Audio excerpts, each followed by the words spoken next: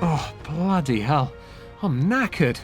I stayed up until 4 AM in the morning playing the first 4 hours of Fallout 76's public beta, and boy did I see some stuff in Appalachia, including this weird, messed up, glitchy spider dog monstrosity that freaked me out so much I legit had a nightmare about it chasing me.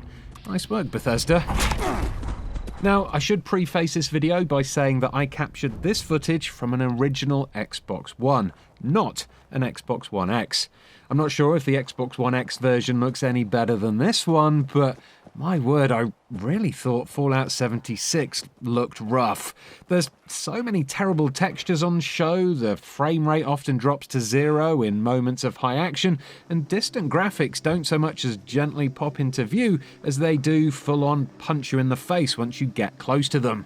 And just check out how blurry all the stuff in the background is here. Someone get this man some prescription glasses, for God's sake. All those years in a vault have left him short-sighted. Anyway, I'm not here to talk about how ugly the game looks. This is a beta after all, so there's bound to be a bunch of bugs to iron out. No, I'm here to answer one of the biggest questions people have had since Fallout 76 was announced.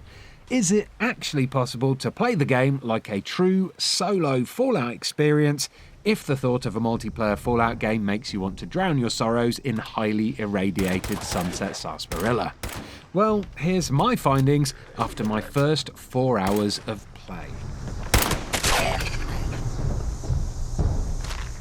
That should keep our people safe in the area. Be careful. So, the trouble I have with MMO-style games is that, when you're rocking them with a team, often you'll just completely miss a lot of the incidental stuff, because you and your teammates are racing through each mission trying to be the first person to do a thing that unlocks a thing in order to get a thing. It's understandable, and Fallout 76 multiplayer seems a lot like that. I spotted plenty of people legging it around in teams, running from one battle to another without pausing for so much as a quick go on a mouth harp.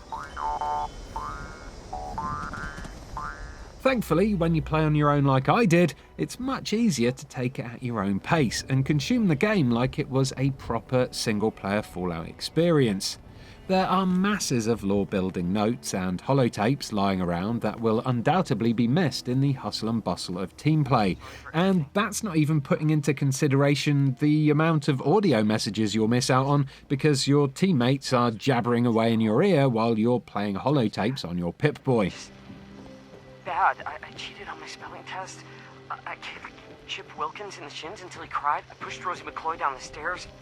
I cut holes in the bottom of all the gym shorts and put glue in the mashed potatoes in the cafeteria.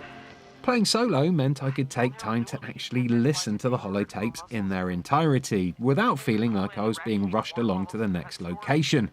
I could sit back and read all the notes I found without a trigger-happy friend kickstarting a shootout behind me, and I could properly explore the detailed locations at my leisure without feeling like I was missing out on something cool that my comrades were doing.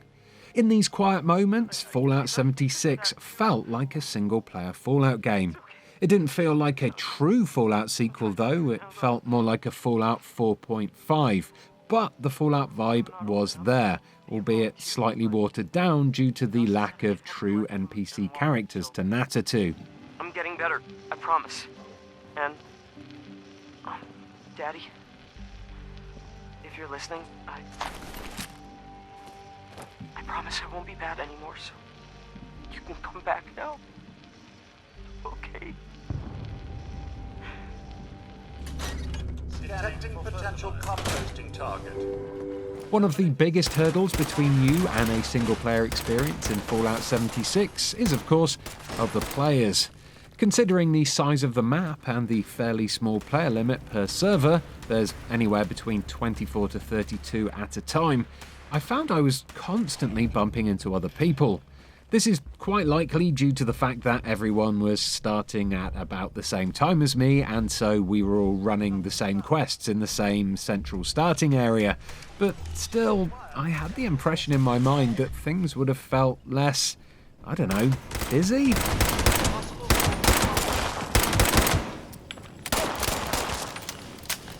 It really wasn't the lonely solo experience that I had expected.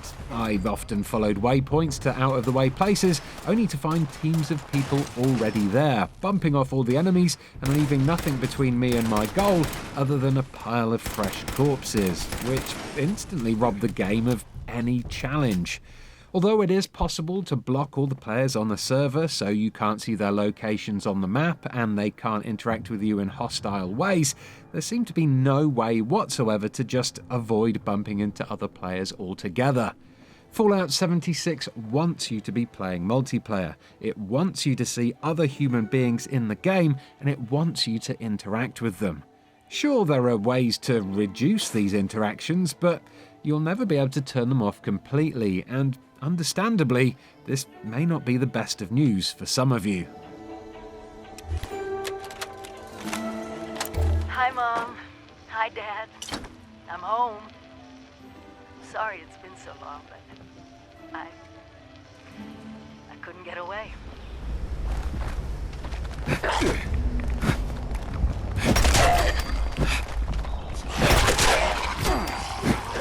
So, how difficult is the game in single player?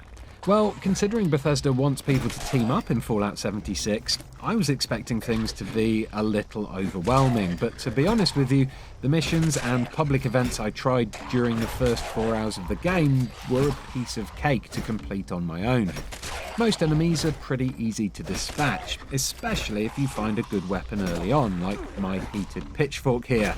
This thing takes out most fleshy enemies with one swift, hurty, burny poke to the chest, and as long as I had a lot of health, putting down swarms of bad things was child's play.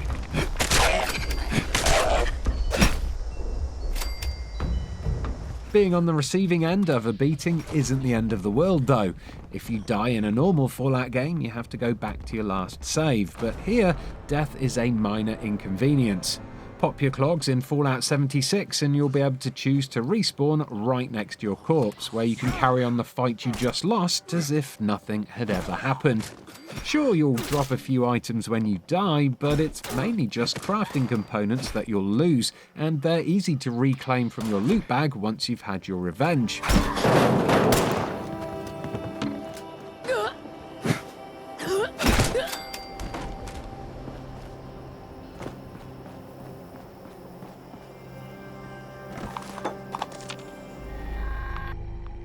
Heads up, responders. The food processing machines at Mama Dolce's have finally cooled down enough to work again. What did take me by surprise, though, was how close the game felt to Destiny at times. Enemies, side missions, and public events will keep respawning ad infinitum, and I was offered the chance to join the same Liberator Farm from Cranky Robots public event pretty much every time I visited Flatwoods, no matter how many times I'd completed that same event before. Truth be told, the first 4 hours of gameplay felt pretty hollow, as the majority of missions in the main questline were basically training missions in disguise, with nothing in them more challenging than boil some water or make some ribeye steaks. Now, I get that some people will need to be taught these things, considering it's a survival game and you need to be constantly monitoring your thirst and hunger, but still, a compelling, challenging adventure these missions did not make.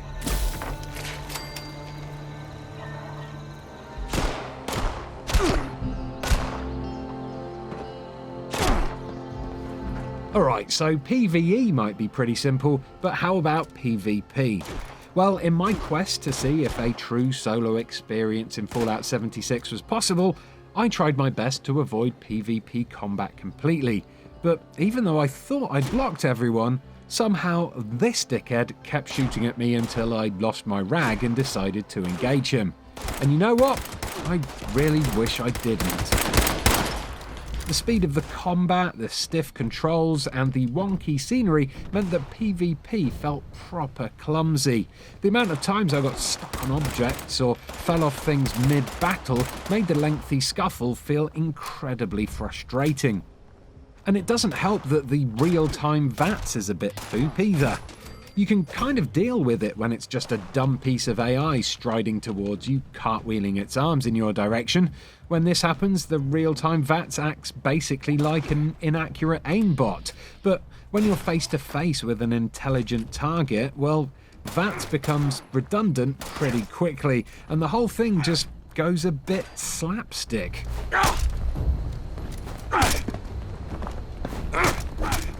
If you do get killed by another player, by the way, once you respawn, you can choose to move on with your life, or you can decide to take revenge on them. Doing this will show you exactly where your killer is on the map, and it'll allow you to hunt them down and try to reclaim all the loot that they stole off your corpse. Take that, you shithead! That's for making me play multiplayer Fallout, you bum.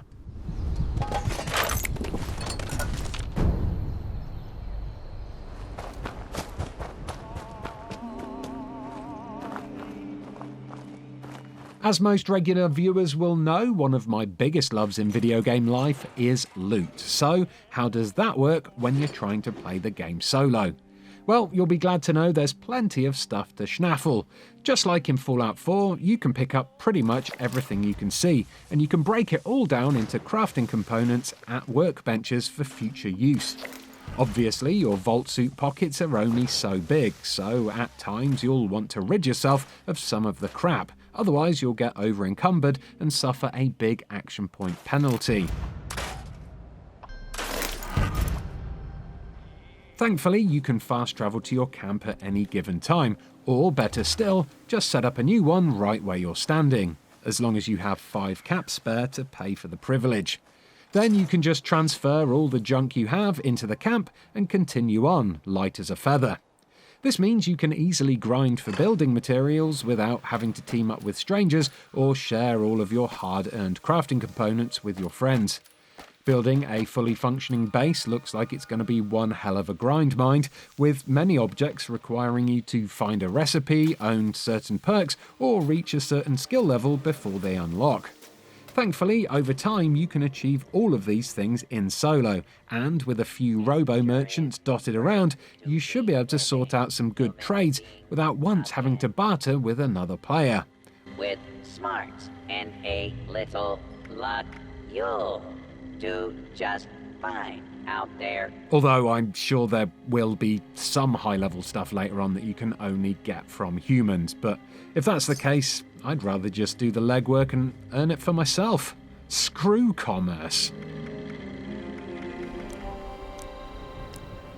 And there we go, those were my first impressions of solo Fallout 76 play from the first 4 hours of the open beta. It's certainly possible to play Fallout 76 solo, if you don't mind constant interruptions from other players that is, but whilst it looks like Fallout and it sounds like Fallout, it does play more like a Fallout Lite than I was hoping. Or at least, it does at this early stage anyway. I am hoping to find depth to the story, the mechanics, and the challenges as I go deeper into Appalachia in the future. If you enjoyed this video, do give it a like, do subscribe for more Fallout 76 videos, and do let us know what you think about the game in the comments below. But try not to be too sweary about it because 1, it's not nice, and 2, our comments filter will automatically chuck anything too offensive straight in the bin. Goodbye.